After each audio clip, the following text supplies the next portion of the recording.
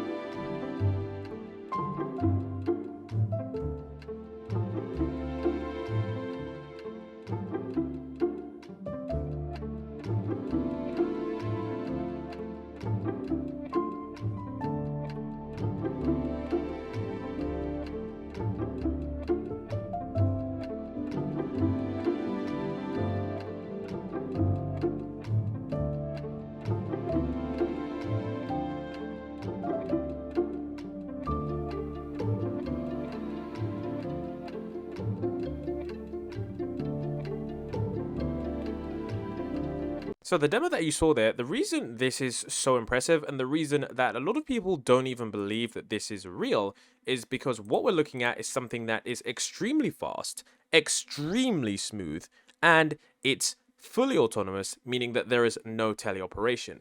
And for those of you who are unaware, teleoperation just means that there is no human behind the machine controlling it with a VR headset, as we've seen in many other robotics demos. And some of the stuff that also makes this rather impressive was, of course, the large language model integration. Now, I'm going to speak first about this right here, because even as someone who pays attention to pretty much every AI and robotics development, this first demo here genuinely doesn't even seem real because of how quickly this is. If you aren't familiar, this is a cup stacking game that many humans do play, and of course the goal is to stack this as fast as possible, which is pretty impressive for a robot that seems to be fully autonomous. And this is of course something that I would be honest with you guys, a lot of humans do struggle to do this. So this is definitely something that is rather impressive because it takes a certain technique to be able to pull the cloth from the glass like that. Now, when we do get into this area right here, this is of course where things start to get even more interesting because we can see that there is of course a large language model integration. So the user first asks the AI system, what do you see? And then it clearly states that I see an orange ping pong ball, a red race car toy, a white Hello Kitty figurine, a pink notebook, 2 white containers, and a red pen and laptop. So it's clearly identified all of the items in the system, in the scene, but we can see here that this robotic system clearly has an onboard vision system. So its onboard vision system, we aren't sure what it's using because they don't actually state which, of course, first LLM it is. So we don't know what LLM this is. It could really be any onboard LLM. To be honest, there are tons now. Tons and tons and tons, and with the rise of small large language models, it could potentially be greatly improved in the future, as we've seen with releases such as 5.3. So we don't know what large language model they're using, but they're also using some kind of vision system too. Now, of course, what's also very impressive is that as this continues on, we can see here that the vision system actually does look similar to the YOLO vision system, which is a vision system that can identify tons and tons of different things. And we can clearly see it managing to identify multiple different items. Now, what's also interesting is that we do see that it states here that how would you separate the items to tidy up the table. And then it says we need a container for the toys and a container for the writing utensils / stationery. And I think that whilst, yes, of course, that is quite obvious to humans because we've done this a million different times, it's something that is increasingly good to see in robots because it shows the level of development and a small level of reasoning and understanding when combined with all of these different AI systems working together with a true humanoid robot. So they also stated that this was done via imitation learning. So I'm not sure how many examples they've managed to get, how many human demonstrations, but I'm guessing that it probably was a bunch considering the rate of speed when this robot is active, and of course, how good and smooth this robot is at completing the tasks, because these tasks don't seem that they're really half done. They do actually seem as if they're really, really done well. And what's crazy about this is that we've seen a few robotics demos this year. And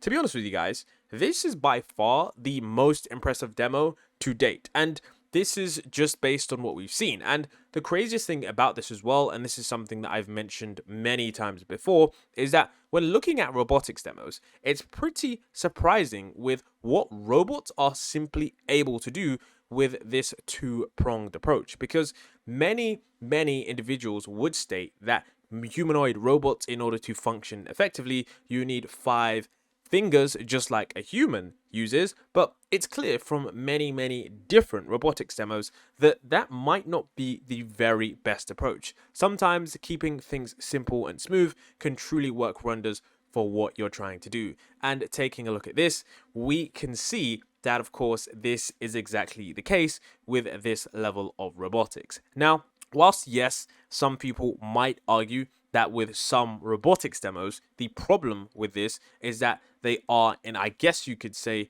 controlled environments where objects are placed down, and of course things are done in a not pre-programmed but pre-set routine where they've gone through the demonstrations many times.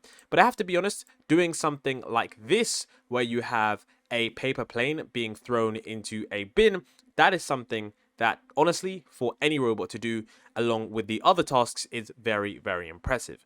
And of course as well, tasks like this, which don't seem that impressive, I think are truly impressive because it's literally cutting vegetables. Now, another thing that I would like to find out about this robot is if this robot does have a moving base or if it does have any legs, because whilst yes, we can see from the top of the robot, we can see that it does have 2 arms and a vision system hooked up to the back. In order for this robotic system to, be useful in the future, we're going to have to see if this thing can move around. Now, with this Astribot, it's actually not to be confused with the commonly looked at reflex robot. Now, I'm only showing this because this is what the robot isn't, although it does look like this robot here. This robot here is by another different company, and this robot is actually completely teleoperated. So there is a human controlling this. So this is not fully autonomous, but I'm guessing that this is going to be the same kind of architecture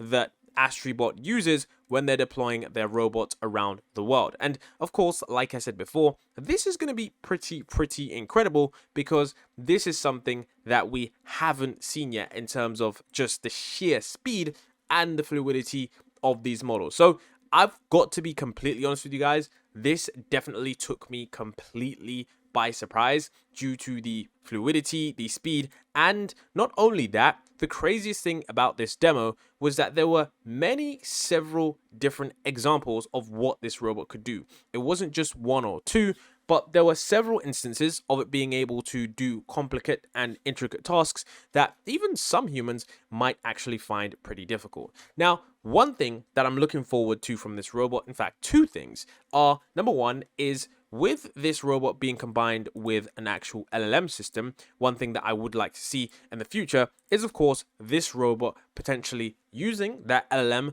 to verbally speak with commands and have humans interact with it on a verbal basis, because currently it seems that it was just a chat interface. From the audio clip, it didn't seem as if there was any actual human to robot integration via systems like Whisper or any kind of audio transcription software. It just seemed as if someone typed it in and then the robot completed the task based on that. So that is what I would like to see in addition to this, because I think that that would, improve this robot in terms of the usability. And of course, another thing that I would like to see is this robot potentially moving around in the environment, because one thing that robots do struggle with, it's being in different environments, and when the environment is reset, it becomes harder to identify objects and move objects to the correct location. So those are two things that I think would of course be more impressive, but I'm not trying to critique this robot at all. I've got to say that surprisingly, the leading lab currently in robotics from what we see here, and yes, I always know that some people are going to be 100% skeptical, because currently there is a lot of hype for robotics and humanoids. So when people see this stuff, they might think that, it's teleoperated, although it says no teleoperation. I think that we can certainly say that this might be the leading lab. Now, whilst this might be the leading lab in terms of demos, we do know the Boston Dynamics robot did a really impressive feat where they showcased how their new robot is going to move. And I'm wondering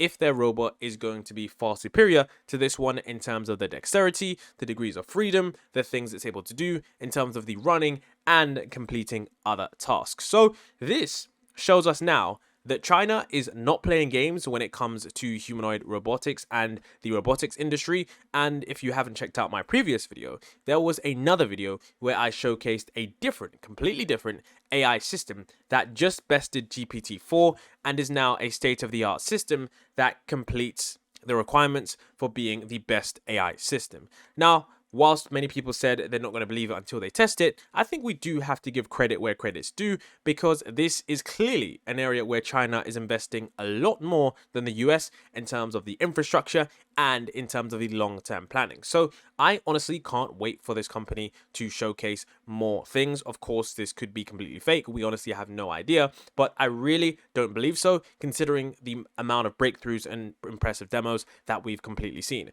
So with this, 1 time speed, no teleoperation robot doing incredible things, I think we're about to see another level in terms of competition, because companies and individuals are starting to realize the sheer implications of what this means. And honestly, when I saw this demo, one thing that I did actually think about that was in the back of my mind was I was thinking that, wow, we are going to move so quickly towards robotics that maybe, just maybe, robotics are going to be integrated into society in much more ways than I initially imagined, because I only imagined them doing certain things. But if a robot can actually generalize with an AGI level system combined with all current AI systems and manages to prove an efficiency and fluidity and the dynamic movement, then we really could have robots in a variety of different scenarios. So with the Astrobot S1, let me know what you guys think about this, because I think that this is truly a state-of-the-art system. And I think this, like I said before,